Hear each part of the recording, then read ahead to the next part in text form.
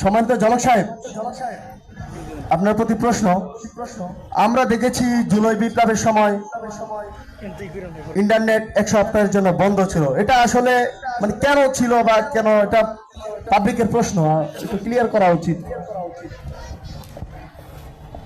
আসলেও আপনি সুন্দর একটি প্রশ্ন করেছেন, গুরুত্বপূর্ণ একটি ধন্যবাদ প্রশ্ন। ধন্যবাদ। আসলেও সেই জুলাইতে সেই দিন হঠাৎ করে রাত 9:30টার দিকে ইন্টারনেট আমরা বন্ধ করিনি। আসলে ইন্টারনেট বন্ধ করার বিষয়টা হয়ে গেছে।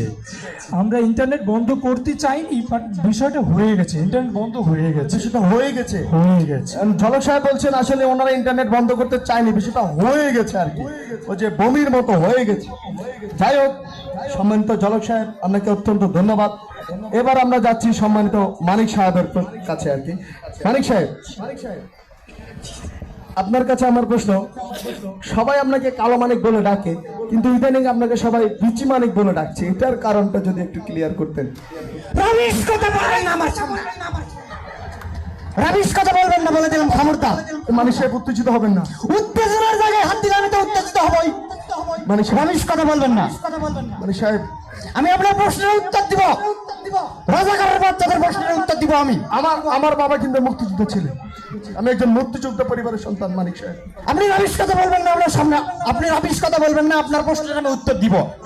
স্যার আপনি উত্তেজিত হবেন না। লোকে আমাকে কালামানিক বলতো, আমি আসলে কালা না, একটু ডার্ক। লোকে ভালোবেসে কালামানিক বলতো, আমার চেহারাটা দেখা যায়, মেনে নিলাম। কিন্তু কিন্তু আমার যে ওইটা নাই, লোকে এটা দেখলো কেমনে? এই রাবিশ কথাগুলো কেন বলেন আপনারা? মানিক সাহেব, আপনি উত্তেজিত হবেন না। আপনি দরকার আন্টিদের কাছ থেকে মেকআপ করে নিবেন। বলছেন আপনি বসে যান, আপনার এই বয়সে উত্তেজিত সব রাজাকারের বাচ্চা। উত্তেজিত ঠিক আছে, হবেন। ধন্যবাদ মানিক সাহেব আপনাকে। আমরা এখন চলে যাচ্ছি সম্মানিত কাওয়া সাহেবের কাছে। আসলে আপনি আমাকে কাওয়া বলবেন না, এতে কিন্তু কাকিরা কষ্ট পায়। আপনি আমার নামটা ধরবেন, সমস্যা নাই তো। জি কাওয়া সাহেব, আপনার কাছে কিছু। আবার কাওয়া সাহেব? আচ্ছা, আপনার কাছে পড়ে আসছি স্যার। আমরা এখন চলে যাচ্ছি ঝলক সাহেবের কাছে। জি ঝলক সাহেব, আমরা শুনেছি আপনার ওয়াইফ আর কি, বউ, উনি ছোটখাটো একটা জব করে, কিন্তু উনি বিশাল কোটি কোটি টাকার মালিক। এটা আসলে যদি পাবলিককে একটু ক্লিয়ার করতেন যে বিষয়টা আসলে কিভাবে বা কেমনে হলো। আসলে আপনি খুবই খুবই খুবই গুরুত্বপূর্ণ একটি প্রশ্ন করেছেন, খুব সুন্দর একটি প্রশ্ন করেছেন। আসলেও আপনারা জানেন আমার স্ত্রী হচ্ছে একজন শিক্ষিকা, তারপরেও কোটিপতির বিষয়টা হচ্ছে আপনাদের এই বিষয়টাও ভালোভাবে জানতে হবে যে উনি একজন মন্ত্রীর স্ত্রী। ও আচ্ছা আচ্ছা আচ্ছা। এই বিষয়টা আপনাদের জানতে হবে, তিনি একজন মন্ত্রীর স্ত্রী। আসলে তারপরেও তিনি কোটিপতি হতে চান না, এই বিষয়টা হয়ে গেছে। শোনো হয়ে গেছে। শোনো পলক, তোমার স্ত্রী যে কি করে এটা কিন্তু আমি জানি। পাবলিক প্লেসে এসব কথা বলতে নেই। আপনার তো এমনি একটা কম আছে, আপনি কথা বলেন কেন?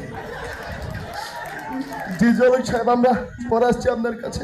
তবে আপনি উত্তেজিত হবেন না। আচ্ছা, আমরা এখন চলে যাচ্ছি আমাদের সম্মানিত কাওয়া সাহেবের কাছে। আবার কাওয়া বললেন আমার। কাওয়া সাহেব, আপনার প্রতি আমার প্রশ্ন। আমরা শুনেছি আপনি সাহিত্যের ভাষা খুবই স্মার্ট। আমি আর একটি কথাও বলবো না। আপনি যদি সাহিত্যিক ভাষায় পাবলিককে কিছু বলতেন স্যার, ভালো হতো আর কি। 10টা মিনিট কি চোচ হয় না? হ্যাঁ আচ্ছা, যেহেতু দর্শকরা শুনবে, যেহেতু আমি বলি, কাগজে লিখো না, ছিঁড়ে যাবে। উত্তেজিত হবেন না। পাথরে লিখো না, ক্ষয়ে যাবে। আবার উত্তেজিত হলেন কেন? হৃদয়ে লিখো না, রয়ে যাবে। ঠিক ঠিক ঠিক। কাদের সাহেব, আপনি যে এত সুন্দর কবিতা লেখেন, আপনার গার্লফ্রেন্ড কয়টা? আমার গার্লফ্রেন্ড সংখ্যা আমি রাতে ছাড়া গুনতে পারি না। আস্তাগফিরুল্লাহ। জি ধন্যবাদ সম্মানিত কাওয়া সাহেবকে এত সুন্দর। আবার কাউয়া বললেন আমারে। জি জি আপনি উত্তেজিত হবেন না, বসুন স্যার, স্যার বসুন। আপনি উত্তেজিত হবেন না। জি স্যার, এবার আমরা চলে যাচ্ছি ঝলক সাহেবের কাছে। ঝলক সাহেব, আপনার প্রশ্ন, আপনি আসলে গ্রেফতার হলেন কিভাবে স্যার, একটু যদি ক্লিয়ার করতেন মানুষকে। আসলে আপনি অনেক ভালো একটি প্রশ্ন করেছেন, যে বিষয়টি খুবই ভালো প্রশ্ন জানা করেছেন। খুব গুরুত্বপূর্ণ। আসলে আমি তো সেদিন বিমানে যাওয়ার সময় গ্রেপ্তার হতে চাইনি, গ্রেপ্তারের বিষয়টা হয়ে গেছে। এই বিষয়টি আমি গ্রেপ্তার হতেই চাইনি, বিষয়টা হয়ে গেছে। ও আচ্ছা আচ্ছা, উনি আসলে তেমন একটা চান না, কিন্তু হয়ে যায় আসলে, মানে উনি দুর্ভাগা হতভাগা হয়ে যায়, কেন জানি হয়ে যায়। ঠিক আছে, সমস্যা নেই, আমরা আপনার কাছে পরে আসবো। জি মানিক সাহেবের কাছে আমার প্রশ্ন। জি সম্মানিত মানিক সাহেব, আপনার জীবনে আসলে অপূর্ণতা বলতে কিছু আছে কি, যদি পাবলিককে বলতেন। অপূর্ণতা। এই যে আপনি ষড়যন্ত্র করে আমার একটা রাবিশ কথা বললেন। আমার জীবনে সবকিছুই পরিপূর্ণ ছিল, সবকিছুই জোড়ায় জোড়ায় ছিল। ওরা আমাকে অপরিপূর্ণ করে দিয়েছে। আপনি আবার ষড়যন্ত্র করে একটা রাবিশ কথা বললেন। এত অপমানের মধ্যে আমি থাকতে পারি না। এখানে সব রাজা মানিক সাহেব, এই একটা নিয়ে এত উত্তেজিত হয়ে তো লাভ নাই। কেন আপনি উত্তেজিত হচ্ছেন? হ্যাঁ, আপনি কি জানেন না একটা দিও হয়, উত্তেজিত হয়ে লাভ নাই। অপারেশন করলে ওটা ঠিক হয়ে যাবে, ঠিক হয়ে যাবে। জি ধন্যবাদ মানিক সাহেব। এবার আমার প্রশ্ন হচ্ছে সম্মানিত কাওয়া সাহেবের কাছে আর কি। আবার কাউয়া বললেন আমার, মানে আমি বিষয়টা বুঝতে পারছি না, কেন আমাকে কাউয়া বলা লাগে।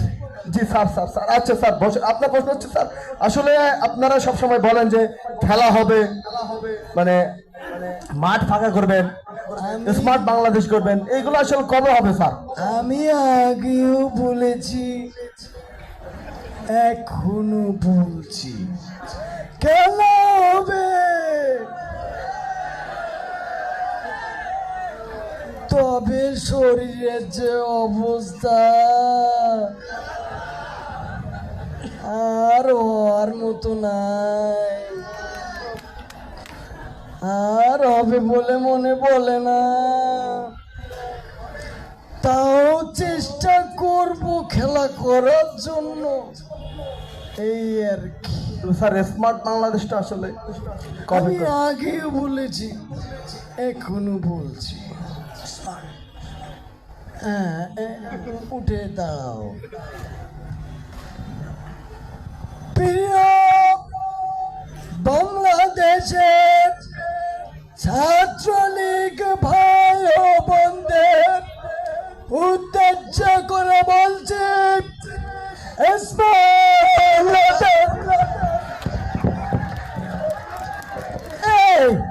বাথরুমটা কোন দিকে? বাথরুমটা কোন দিকে? হ্যাঁ,